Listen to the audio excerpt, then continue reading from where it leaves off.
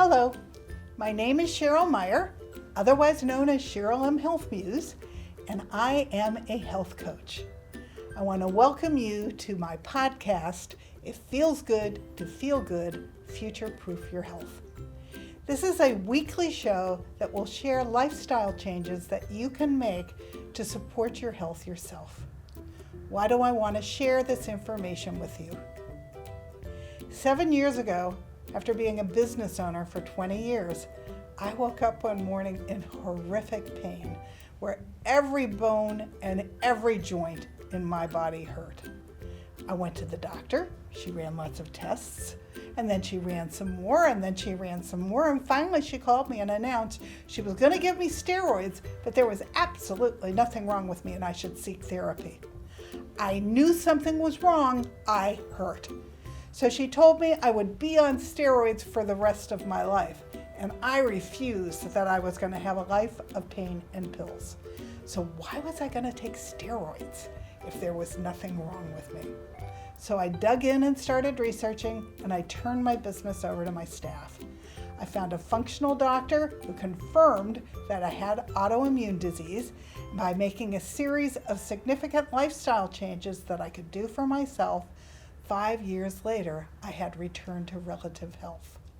The best part is that I am now 70, and I feel better now than I did when I was 50.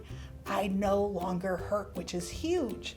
I will always have autoimmune disease, but losing the pain has been amazing. I went back to school at 67 and became a health coach because I want to share everything that I learned with others. And I wrote a book called It Feels Good to Feel Good, Learn to Eliminate Toxins, Reduce Inflammation, and Feel Great Again, as the manual I wished that I had had when I got sick, and my book has won 13 awards. So whether you want to future-proof your health and grow old with dignity and grace without dementia and chronic pain and disease, which you don't need to get, or whether or not you already have a chronic condition like autoimmune disease or cancer or heart disease, and you want to learn about what things you can do to improve your long-term health, or whether you want to improve the health of your families and raise healthy children, because 53% of our children have a chronic condition, I look forward to sharing all this information with you. I will tell you, it truly does feel good to feel good, so let's get started. I look forward to having you join me here every week, and I want to give you hope that if you have chronic pain or chronic disease, you can make changes that will improve your health, and if you don't want to go there, you're going to be fine if you listen to the show and put these things into work. I want to give you information so that you can grow old and have a better tomorrow. So thank you for joining me. Let's get started.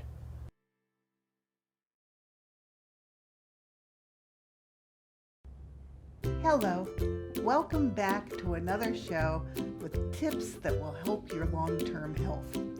We've gone over the fact that I cook most of our meals that John and I eat because that's the easiest way that I can control what goes into our mouths and what goes into our bodies.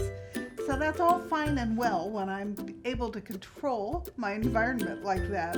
But the reality is we live in community, and I'm not going to give that up. I am a very social person. I love getting out with friends and family. So doing it in a way that has allowed me to remain low toxin has been a little bit of a growing experience. And I want to share with you all of the tips that I have learned over the last couple of years so that I can pretty much go out with everybody and have a good time. The first thing I want to tell you is that I had to figure out is all my life I grew up saying food is love. You know, you've probably heard that. Food is love. If your mother cooks dinner for your family when you're a kid, food is love. Well, guess what? Food does not just have to be loved. Food is community. Food is being with the people that you love and sharing experiences with them. So whether or not you get to eat what they eat, or whether or not you even get to eat at all, which there have been occasions when I've gone out with a group of people that I adore, and I ate from the emergency pack of food that I have in my car, It doesn't matter because I want to be with my community. And so that's the first thing I want you to start thinking about. If you're going to clean up how you eat, don't let the fact that the group is going someplace where you don't want to go or where it isn't as healthy as you would like it to be to interrupt what you're putting in your body. Same thing. Don't let going to somebody else's house interrupt you from making good, wise food decisions about what's going into your body, because food is health. And so what you eat will make a huge difference in how healthy you are in the future. Remember, the body wants to heal. You just have to keep giving it all the right ingredients so that it has good stuff to work with. Garbage in, garbage out. So I'm to a point now that with very rare occasion, I drop off my low toxin controlled diet no matter what I'm doing. So I want to start with, how do I handle going out to either friends or family's homes for dinner? Because that was the first pickle that I had when I started to move away from my house and still want to eat healthy. I'll start by telling you I dearly love my friends and family, but they don't eat like we eat, and that's okay. I don't lecture them. I don't make fun of how they eat. I don't tell them that the way we eat is the only way to eat. We just stay committed that we're going to eat this way and everybody else is going to take care of themselves. I would be happy if long term I'm setting an example with my husband for our friends to clean up and eat better. But both John and I had health problems that made us make the decision that this is the way we're going to eat for the rest of our lives. And so that's the first place, but that doesn't stop us from going. Often, when we go out, we'll go to a Cheryl-approved restaurant. But if we're actually going to go to somebody's home, it's a whole different story. Different friends and families fall into different categories of how they eat.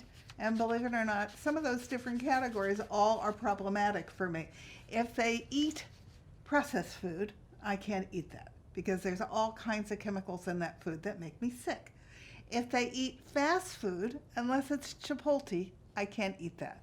And you know, I don't want to eat a Chipotle more than maybe once a month. I get sick of it. So it comes down to, what are they cooking and how are they cooking, and then what is their lifestyle from there. If they're paleo, which is how John and I eat, we've got a pretty good chance of eating healthy with them. If they are vegan, maybe not so much, because a lot of vegans eat a lot of soy. And soy is one of my worst sensitivities that I cannot eat. So if I get invited to somebody's house for dinner, the first thing I say when I call them to accept is, what are you making? And I explain to them that I have autoimmune disease and I eat a special diet. I don't want them to worry about it. I don't want it to change what they're cooking. But when I know what they're making, I'll figure out if there's anything on the menu that I can eat, and then what dish I'm going to want to bring that everybody can enjoy. I'm not a bad cook, so I bring something that everybody can enjoy, but that John and I can eat. The first thing I've learned is, if I'm bringing a dish, I need to bring some of it in separate containers, because sometimes what I bring is so yummy, it disappears before I get any. So that's not a good thing. So I keep some aside in a separate container just in case, and then the rest of it can go on the dinner table if we're eating family style, or can go out on the buffet table whether I'm right there or not. The next thing I find out is, what's the rest of what they're making, and what else do I need to fill in with? And so I think I'm in pretty good shape if I make one dish that's my own.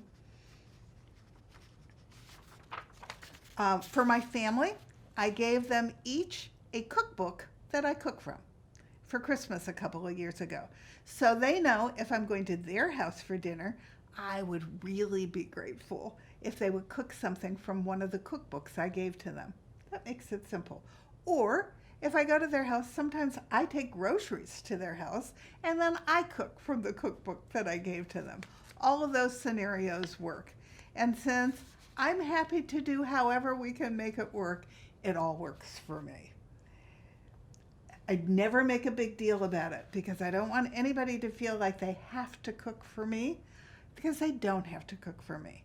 We'll be able to take care of ourselves with some minimal adjustments, and then we'll all be fine. And I'm really there just to enjoy the company and to catch up on their lives. That's what brings me the most joy, and it's not necessarily the food.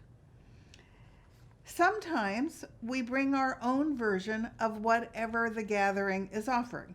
Let me give you a couple examples of that. We went to a hot dog party for one of our grandchildren, and we don't eat regular hot dogs, but we do eat Applegate hot dogs. So we brought our own hot dogs and we grilled them out on the grill with everybody else's.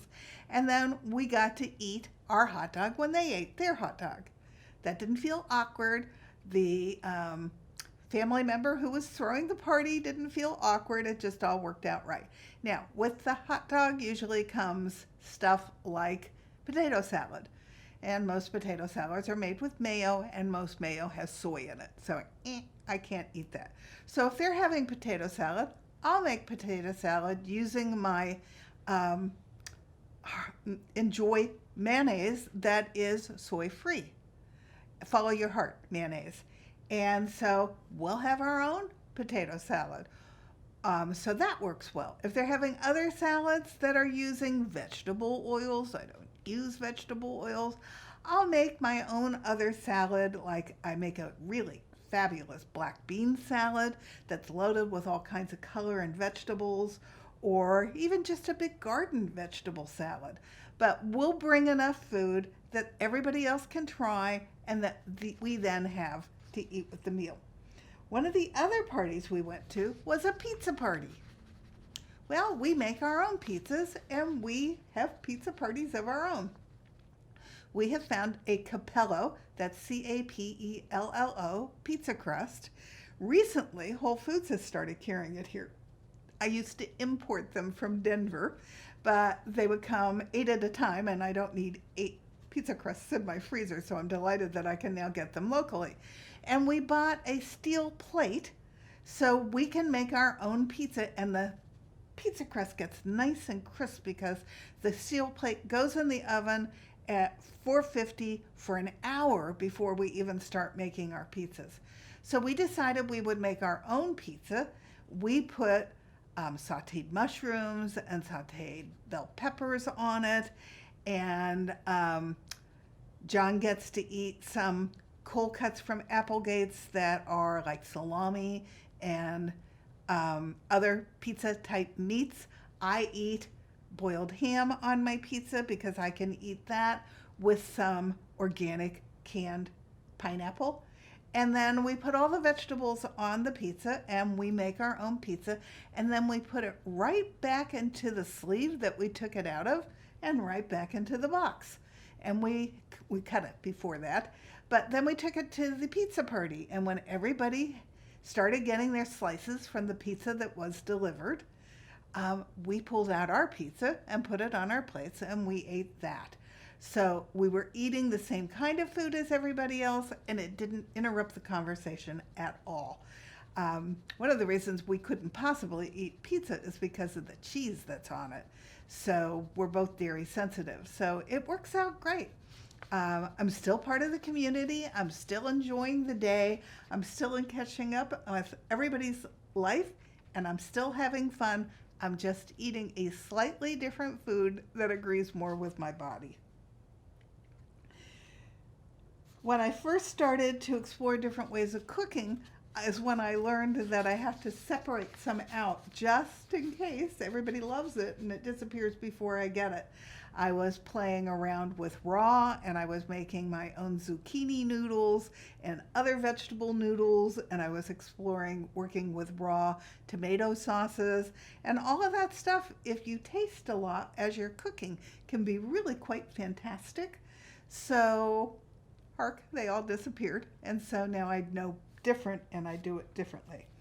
Now, when I invite company to my home, I try to make stuff that is okay for John and I to eat, but that I know that my company will enjoy. And it's a little bit different from what my company has been eating. So I make a lot of cauliflower rices to accompany some wonderful grass-fed meat or wild fish.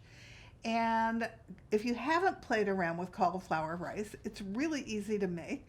You throw the little florets into your food processor or your blender. You let them bounce around in there until they literally rice. And they come down into little tiny pieces that look like rice. And then these are the kinds of things that I have done with that. One of my favorites is to make it Moroccan.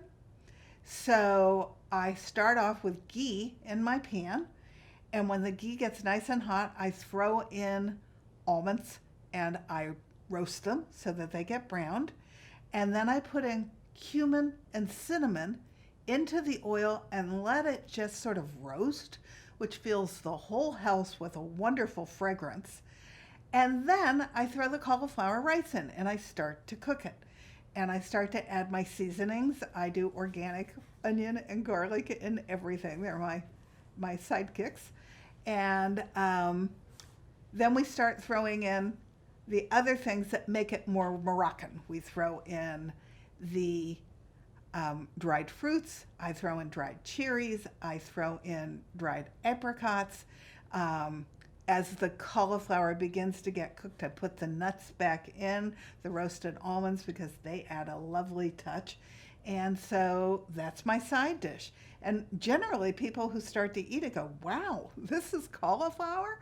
Because it doesn't taste like cauliflower anymore. It tastes like something just super yummy.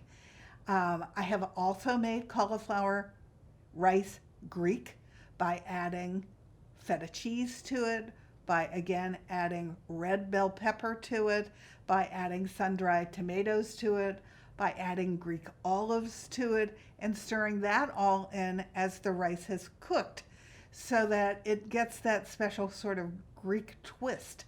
And then I have found a fabulous vegan feta cheese that gets sprinkled in it that adds just that little piece of wow. If you can eat feta cheese, you can add that in, but the cauliflower rice itself is very healthy. And then I've also made it Italian, where I add in Italian seasonings, which my organic paleo palette, they're called amore, which is love, and I use their seasoning in the rice. And then I add Italian olives and sun-dried tomatoes again, and Italian cheeses, only I add the vegan variety, and some onions, probably green onions for color, but it takes on the flavors of Italy. And so it's just a lovely side dish, and it's a little bit different from what most people are used to eating. I even made it once for fun with apples. It sort of was like a cooked apple on cauliflower rice, and it was quite delicious as well. I added sweet onions that I caramelized that I put into that cauliflower. So I don't adjust how I cook when company comes to my home. I serve them yummy food that fits into John and my lifestyle. And people who leave us, I think that the bottom line that I've learned is if the food is yummy, people are actually happier when they know it's also organic and healthy.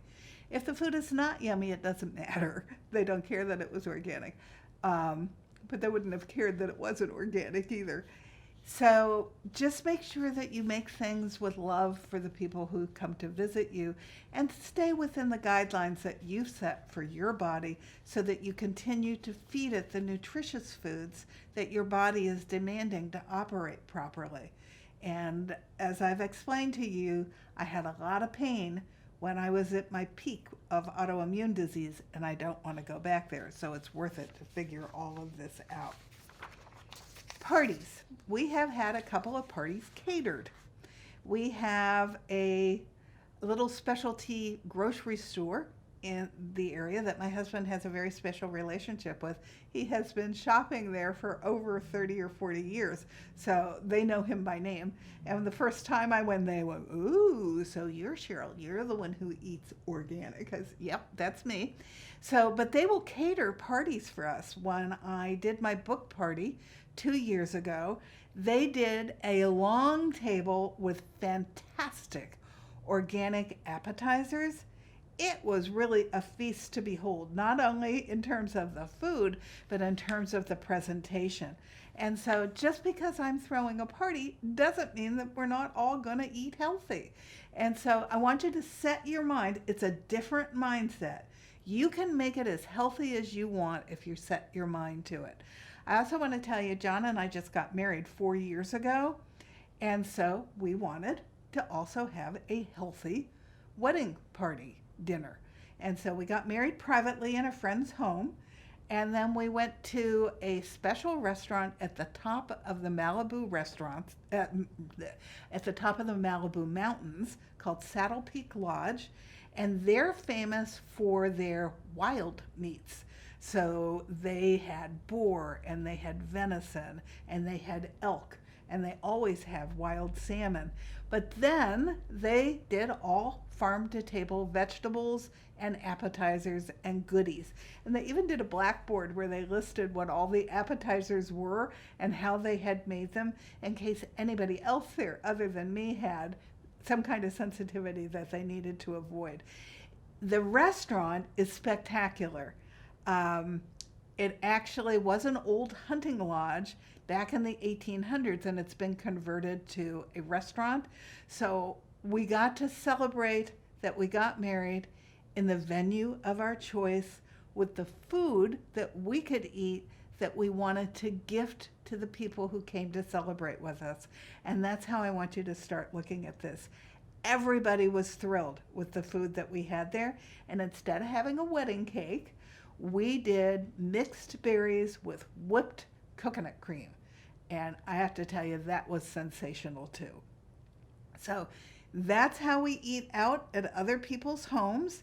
If it's somebody I don't need and I get into their house and there's absolutely nothing that I can eat, I will talk in one of the future broadcasts about my emergency pack that I always have with me in the car, because there's times when I leave in the morning and I'm not thinking ahead, and I reach a point where I am super hungry. And what happens when I'm super hungry is I might start to make bad food choices. So I keep an emergency pack in my car, and we'll talk about what that can look like, and I'll show you some of the foods. But for now, let's just think about the fact that that's how I eat at other people's homes and how I entertain. Now I want to talk about how do I go out to restaurants, because that becomes a little trickier. Now, if John and I are the people who are going out to the restaurant, it's not tricky. It just means I have to do a little work ahead of time. I have to find the recipe, I have to find the restaurant that we think we want to eat at, and I have to pick up the phone and call the restaurant and tell them what my sensitivities are. I have 16 of them. Actually, I saw my doctor yesterday, and I now have 3 more. So I now have 19 sensitivities that I have to eat around. And so I talk to whoever answers the phone. Now, often they will put me through to the kitchen and to the head chef. And so then I talk to him about how I'd have to eat and what could we do so that I could come and enjoy a meal in their restaurant. I am amazed at how flexible people are to try to accommodate me. Christmas before last, we were given a gift certificate at a wonderful restaurant in a neighboring city, and I really wanted to be able to use it. So I called and I talked to the owner, and he said, all I need is 24 hours notice, and I would be more than happy to make you something sensational. And so, do we have a deal? And we went. I gave him notice, and I had the most marvelous deal. And my husband was in heaven, because the guy made his own sausages that were without all of the nitrates and ingredients that aren't healthy. So we both had an absolutely fabulous meal, and the owner came out to meet me to make sure everything was okay. Instead of being a nuisance, it ended up being a good thing that I gave the guy an evening where he could be a little bit more creative with his food. And we had a second time that happened. We traveled to Ohio, which is where John's family is from. And he wanted to take me to an old hotel there, whose name I'm forgetting all of a sudden, but it's had 20 different presidents stay at it since the 1820s, and it has a very famous restaurant inside. And so we're going to stay. I think we stayed in President Taft's room, and I invited an old friend that I had not seen in a very long time from my jewelry days to come down and join us at the restaurant for dinner. But I didn't know I could eat there. So we got up in the morning, and I immediately talked to the front desk, and they brought the head chef up to talk to me. And he sort of snarled his face as he was listening to me, and I thought, uh-oh, this is going to be a problem. And then he got this huge smile, and he said, yippee, I get to make something that's not on the menu. He said, I would be thrilled to make you something you can eat. You just leave it to me. So he ran off with my little sensitivity card, and when it was time for us to go into the restaurant and sit down, we reminded the waiter that I was the one with all of the food sensitivities. And the waiter came out and told me I was going to be very impressed with what he cooked for me that night. And when he brought out my meal, both my guest and my husband's mouths fell open because it was gorgeous. And Mike, who was our guest, said, oh, I wish I had known. I would have ordered that too. So I'm telling you all this because I don't want you to be worried about how you assert yourself when it's time for you to go out to another restaurant. Just tell people what you need. If they can't accommodate you, then I'd start asking some questions about what kind of vegetable, do they make things from fresh ingredients, or do they, one of the things I didn't know, but a lot of restaurants buy food in pouches. So if you've ever been to a restaurant that has 19 different pages of food, it's because they're not cooking that food. It's all lined up in the refrigerator in pouches, and then it gets in the microwave and it gets arranged on your plate. It's loaded with chemicals. It's usually saucy. It's not fresh ingredients, and so I probably don't want to eat at a restaurant like that anyway. But I find a restaurant where they do get fresh vegetables and buy real food that they're cooking for their other guests, and then I can find some way to negotiate around it. So let's talk about what kinds of things you want to be looking for when you go into the restaurant. Ask to speak to the chef and ask where it buys its produce. That's the first key. Ask what it's made ahead of and what is made to order. So if there's a lot of prepared foods that they are ready to serve you, they may not be the best thing for you because whatever's in them is in them and they're not going to be able to change it. But if they're making things to order, eureka, you get to choose what you do and don't want in that dish. So ask that question. Ask if they have any organic or grass-fed options. Ask the waiter what his healthiest dish is. Now, he may think something's healthy that you don't agree with, but I always start by asking him, what's healthy here? What can I order here that would be healthy? And then you have a place to start, which is fantastic. Ask what whole foods are available. This is important too, because if they have whole foods, then you can pretty much order what you want, and most likely the chef can make you something that you want. Ask for things to be steamed, poached, or roasted, or wild-caught, pastured, organic, sustainable, locally sourced, or farm-to-table. Farm-to-table means that it was grown at a local farm and came right in the restaurant, and it's going to hit your plate. So that's the ideal thing for you to eat because it's loaded with the most nutrients, and it's something that's in season. So that's all the way around good. Whatever you do, don't be shy to ask for what you want. Don't be shy to ask if you can order off the menu. Don't be shy to say that you want this item from this entree and this item from this entree so that you make up your own plate. I went into a very expensive restaurant in Sedona, and they had all kinds of fun things, but they didn't have necessarily fun things with the thing I was going to eat. So we pulled side dishes off of other dishes and made a fantastic dish for me. So just let them know what your issue is and don't be shy. Ask for what you want, and I will tell you, they get excited when they can make it happen. Generally, the manager of the restaurant comes and chats with us, and because they run into people all the time who have allergies who don't tell them. And so they get into trouble because suddenly it'll come and they go, "Ooh, I can't eat this because there's too many things on there I can't eat." Tell them up front and tell them what you need. It'll work. And then I tell them that I have autoimmune disease and sensitivities. I'm not shy about that. The world can know that. And pretty soon the world's going to be joining me. So it's okay. I am not gluten sensitive. I thought I was. And then we went to Europe and I discovered I could eat things with gluten in Europe because it didn't have glyphosate on it. And glyphosate is Roundup, which has recently lost 3 lawsuits because they've known for 20 years that glyphosate has been causing cancer in all of us. Well, my body is especially sensitive to glyphosate. But now that I know that I can eat gluten, if they have organic breads, then I can eat them, which is great. If they don't have organic breads, then I can't. If you can get an organic salad at a restaurant, that's fantastic, but you're not out of the woods yet. Then you have to start asking about oils. And a lot of restaurants seem to think that their olive oil is real olive oil when indeed it's not. And so the first clue is olive oil is a lovely olive green color. And so if they bring you an oil and it's not olive green, it's probably not olive oil. At which point I ask to see the bottle that they poured the oil out of. They look at me like I've landed from Mars, but they'll go do it. And generally it's 80% canola oil, 20% olive oil. I don't eat canola oil. It's genetically modified. And I don't recommend that you eat it either, by the way. So then I have to punt.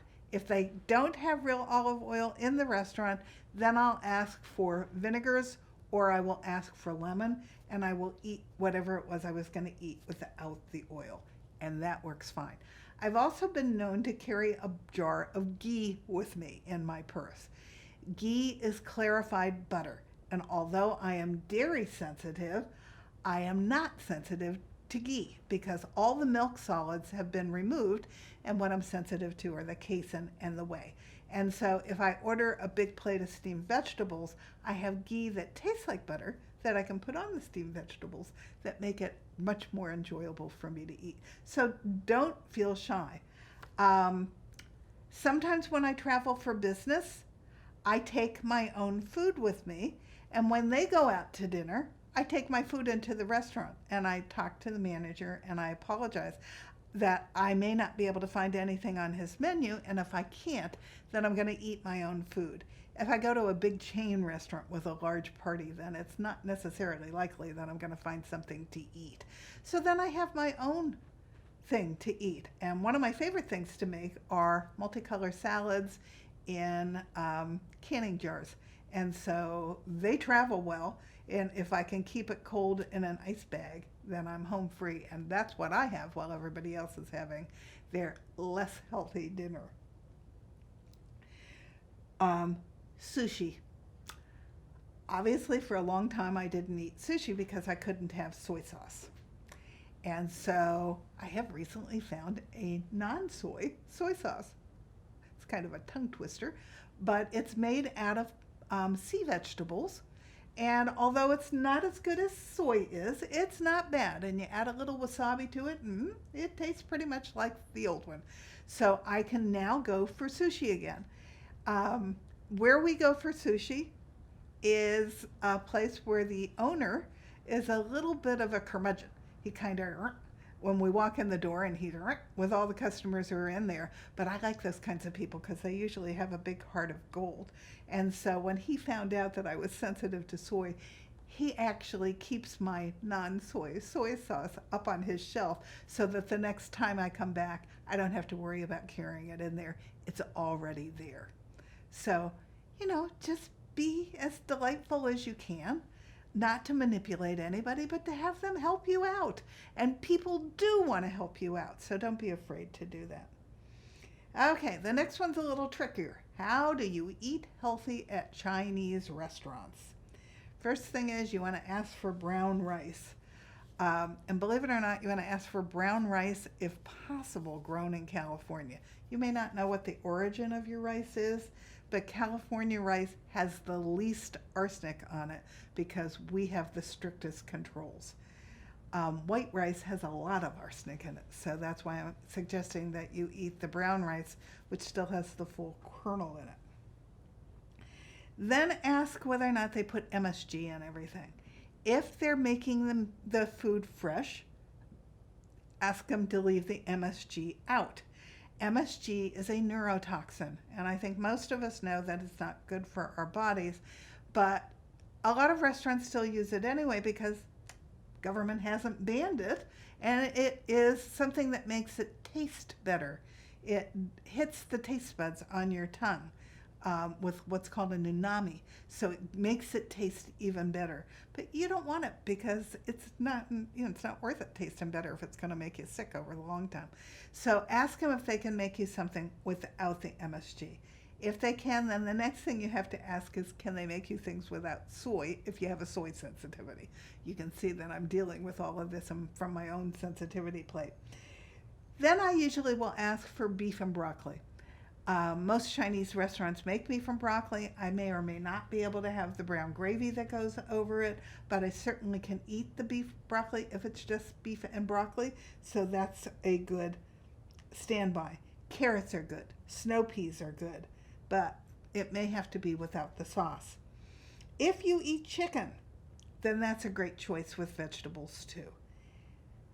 Buddha's Feast is a vegetarian dish that, as long as they're not putting soy and MSG in it, it's a great choice for you, and they probably would go ahead and make it without those ingredients for you anyway, because it's made with fresh ingredients.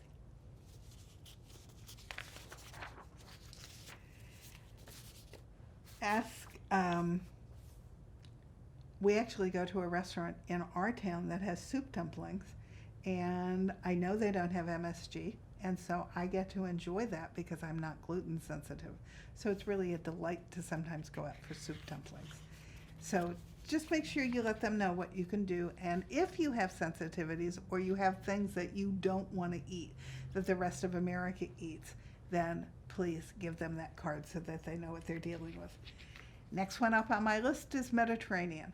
Mediterranean is easier than most because they make big salads. I can't have the feta cheese that goes in the salad, but I certainly can enjoy the Greek olives that go into the salad and the petrocelli and some of the other things, vegetables that go into the salads. Hummus is a great choice, as long as they're putting real olive oil on it and not a GMO vegetable oil, and all vegetable oils are genetically modified now, so you only want to take the hummus with oil if it's olive oil, but you can ask that question before they put the olive oil on it. Baba ganoush is probably a good side dish because it's made from roasted eggplant. Lamb kebabs are a good choice because sheep eat grass, so they're not eating GMO feed, so you're safe to order lamb in a Mediterranean restaurant because you'll be able to eat it. The last Mediterranean restaurant we went to also had grilled cauliflower on the menu, and it looked yummy, so that's what I'm going to order the next time I go there. Sometimes they have like a lamb. Sometimes they have salads that you can perk up with grilled calamari or shrimp or even a whole fish with freshly squeezed lemon juice.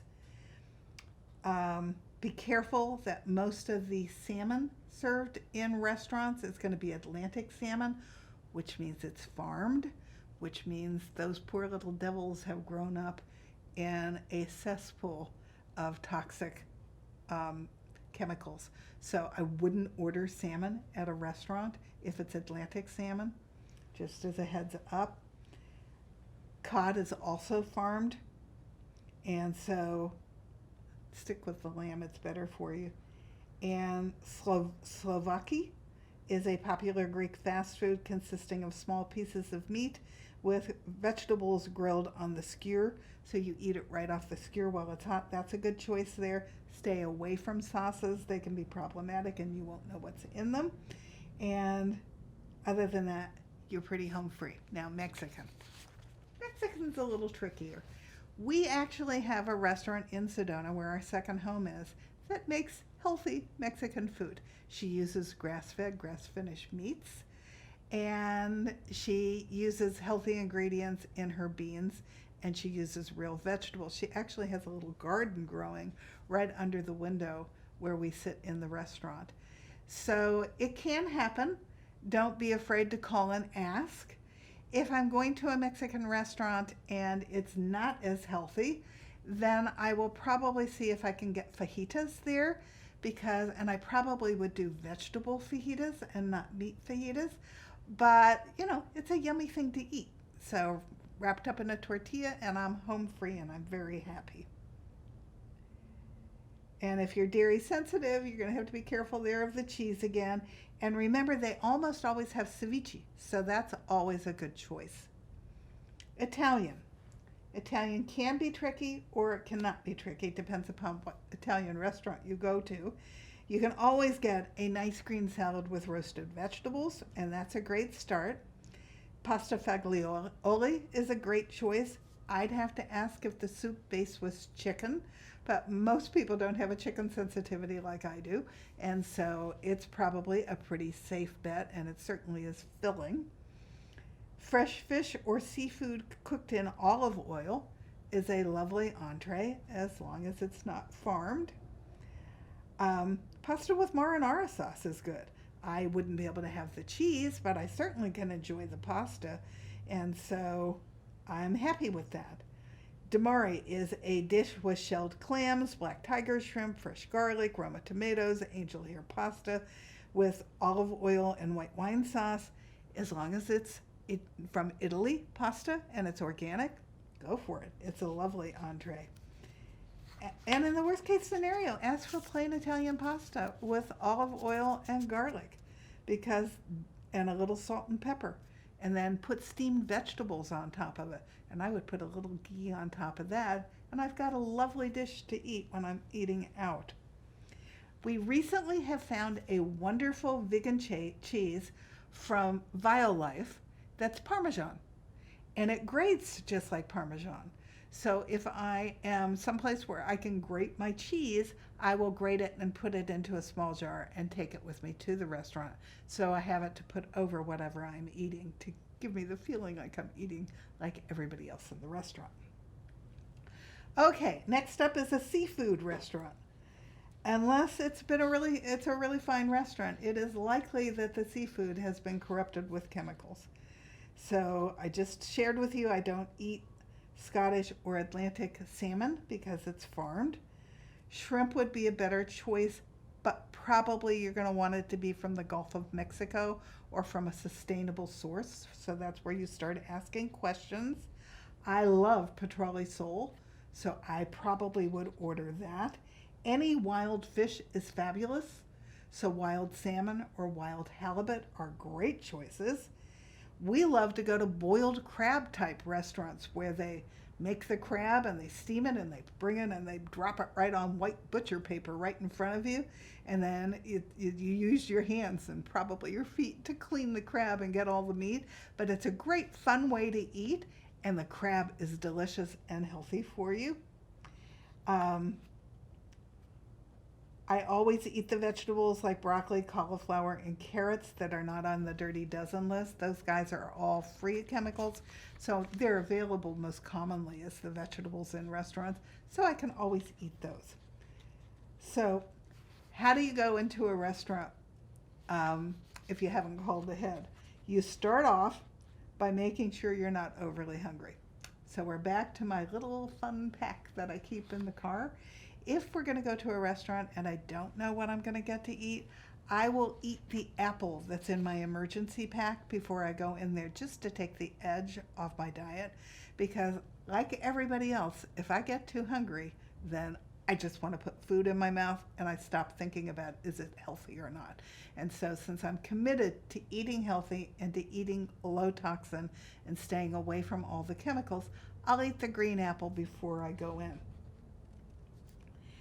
I also carry some little packets of almond butter, so almond butter on a green apple would also be terrific. Don't be afraid to ask for exactly what you want in a restaurant. Ask all the questions that you need to have answered about sourcing preparation. I have found that most restaurants will go out of their way to accommodate me, and a little bit, it's my responsibility to control what goes into my body, but it's your waiters and the chef's responsibility to feed you healthy food that you can eat and put into your body. And the more you ask, the easier it will get, I promise. You want to focus no matter where you are, whether you're eating in your own house, at a company's house, meaning company, like family and friends, or whether you're eating in a restaurant. You want to make sure that you're eating real food. You're not eating some kind of processed thing that's all chemicals and not really food that your body can utilize. The body wants to heal, you just got to give it the right stuff. So set your mind to stick to all the principles learned from the blue zones, that you only want to eat until you're 80% full anyway. Leave that last 20%, because when you're 80% full, in 15 minutes, you're going to feel filled up to the eyeballs. So don't eat past 80% full, and you'll be happy that you followed this rule. Instead of bread, unless it's organic, ask the waiter to cut up raw vegetables for you. Whether you have a dip or not, while you're waiting for your dinner, it's a fun thing for you to munch on while you're waiting with everybody else for them to bring your entree. Ask for water right away and get lemon to put into your water. Not all restaurants will automatically bring you water, but you should always be you should always be drinking lots of water throughout the day. Your body needs to be hydrated, so make sure that you're drinking water all the time. The rule of thumb ended up being too much for me because I'm not a small girl, but you're supposed to eat half your weight, and you're supposed to drink half your weight in ounces each day. That's a lot of water. So, temper it. If you get up to over 60 ounces of water in a day, you're doing good. So just make sure you continue that. Once you know what the restaurant chef is recommending for you to eat, ask for simple food preparation. I gave you the list of different ways that you can do that, but make sure that you know how he's going to prepare it and that you know what ingredients he's going to use when he's preparing it. So that would be grilled, steamed, baked, roasted, braised, broiled, seared, and poached, if I didn't say that. Those are all good methods. If you're going to be using, look for things that say creamy, breaded, crisp, sauced, and stuffed, because they're all loaded with tons of saturated fats. So those are things that are on the menu that I would avoid. Beware of pan-fried, crispy, dipped, scalloped, breaded, creamed, and Alfredo, as those are also not particularly healthy cooking methods for you to eat. I do make an Alfredo sauce when I'm home, but I make it by steaming half a cauliflower and by soaking cashew nuts overnight. And then I throw all of that into my Vitamix blender and put all the same seasonings in it that would go into an Alfredo sauce with some ghee. And I gotta tell you, it tastes pretty darn close to Alfredo, only I've taken out all the chemical ingredients and all the dairy and made it something that my body can rejoice with. Instead of starches, ask for double veggies. I hesitate to eat even a baked potato out because of the 39 pesticides that have been sprayed on him. And so I also avoid any of the vegetables on the Dirty Dozen list. I always have a current copy of the Dirty Dozen list on my website at CherylMHealthMuse.com, so you can always check the list there. With the dirty list is also the clean 15, which are the vegetables you can eat from anywhere, it doesn't matter. So if you want to know, they do change every year, so just make sure that if it's on the Dirty Dozen list, you're not eating it. You're buying organic and you're eating something that is on the clean list when you're out at a restaurant. Then there's also the items that are genetically modified, which you want to stay away from. Those are things that have rather been doused in Roundup, which is glyphosate, or they have had Bt toxin inserted right into the plant, and Bt toxin blows up the little insect's belly when he eats it, and unfortunately it blows up your gut bacteria at the same time. And once it gets into your gut, it's the gift that keeps on giving, because it keeps duplicating in your gut, and it's not healthy for you, and it's a toxin that does all kinds of harm. It also cleates all the good minerals out of your body that you're getting, and we don't have enough minerals in our ground in the first place, so you don't want to get rid of the ones that you finally did get from your food. Avoid sauces, dressings, and dips, and they are usually hidden with sugar, unhealthy oils, gluten, and dairy. Stick to reasonable proportion sizes. If your plate has too much food on it, get a takeout box right away and put the part that you shouldn't be eating anyway into the takeout box. There's a couple of advantages to that. Then you have something to eat the next day that's yummy, and you don't overeat while you're sitting in the restaurant. So it's a win-win.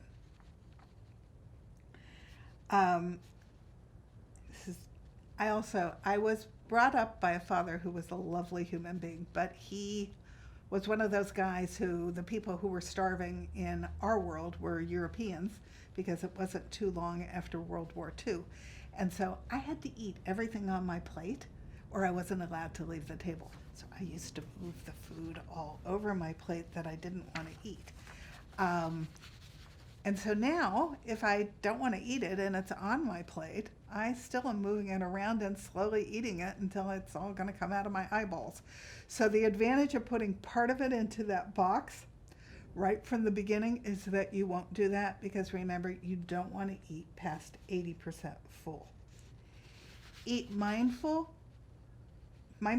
and eat slowly, and enjoy your company in between your bites, because that's why you're there. You're there to enjoy community. So enjoy your food as you're going. Focus on protein and vegetables, no matter what else they have to offer. Always try to get berries for dessert. They're just the right amount of sweet, but believe it or not, they're not terribly loaded with sugar, and they're loaded with antioxidants, which are good for your body. Drink water or unsweetened iced tea with lemon. No colas, no sugar drinks. Hot tea is a good choice, but beware that paper bags are preferred to those. I used to think they were so cute, those cute little plastic little tripods that come on a string these days. That's plastic.